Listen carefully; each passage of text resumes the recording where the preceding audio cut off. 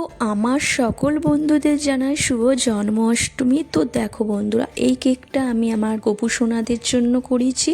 তো অনেক বছর পর কেক করলাম, জানো তো, প্রায় 2 বছর পর কেক করলাম। ভাবলাম কেমন হবে আমি ভেবে পাইনি। তো লাস্টে যখন কেকটা কাটলাম দেখে মনে হলো কেকটা সত্যি খুবই ভালো হয়েছিল। তো চকলেট কেক করেছিলাম, ওপর থেকে এই ডেকোরেশনটা করে দিয়েছিলাম জেমস দিয়ে, চকলেট দিয়ে। আর আমার কাছে একটা রাখিতে ছিল রাধাকৃষ্ণের ছোট্ট একটা ছবি, মানে পেতলের মতো। তো ওই ছবিটা আমি কেকের মধ্যে বসিয়ে দিয়েছি, আর তার পাশে আমার 2 গপু সোনাকে বসিয়ে আমি আমার কেকটা গপু সোনাদের নিয়ে কেটে নিচ্ছি। তো বন্ধুরা, আমি তো নিজেই কেকটা তৈরি করেছি। তো তোমরা আমাকে বলো তো অবশ্যই কমেন্ট করে কেকটা কেমন হয়েছে।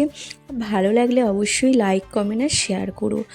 চলো, আজ তো গপু সোনাদের জন্মদিন। তো গপু সোনারা তো নিজেরা কেক কাটতে পারবে না, সেই জন্য আমাকেই কেকটা কাটতে হচ্ছে। তো আমি তো আমার গপু সোনাদের কেকটা কেটে গপু সোনাদেরকে খাইয়ে দিচ্ছি।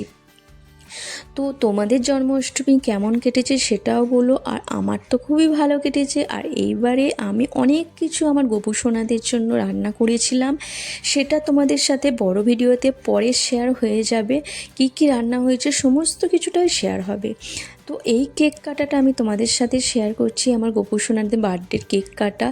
তো আমার গপু সোনাদেরকে নিয়ে কেক কাটছি। আর আমার ছেলেকে কেক খাওয়াবো না তা কি হয়, আমার কার্তিক সোনাকেও কিন্তু লাস্টে কেকটা খাইয়ে দিচ্ছি। তো লাস্টে তো কার্তিক সোনা আমার রাগ করবে, বলবে মা গপু ভাইদেরই কেকটা খাওয়াচ্ছে, আমাকে তো খাওয়ালো না। সেই জন্য আমি গপু ভাইদেরকে নিয়ে কেক কেটে তারপর লাস্টে কার্তিককেও খাইয়ে দিলাম, মানে আমার ছেলেকে। যাই হোক, তো তোমাদের বন্ধুরা ভিডিওটা ভালো লাগলে অবশ্যই লাইক, কমেন্ট আর শেয়ার করবে। আর বন্ধুরা যারা আমার চ্যানেলে নিউ থাকবে তারা প্লিজ আমার চ্যানেলটিকে সাবস্ক্রাইব করবে।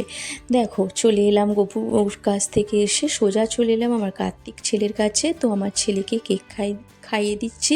তো তোমাদের ভিডিওটা কেমন লেগেছে অবশ্যই বলবে।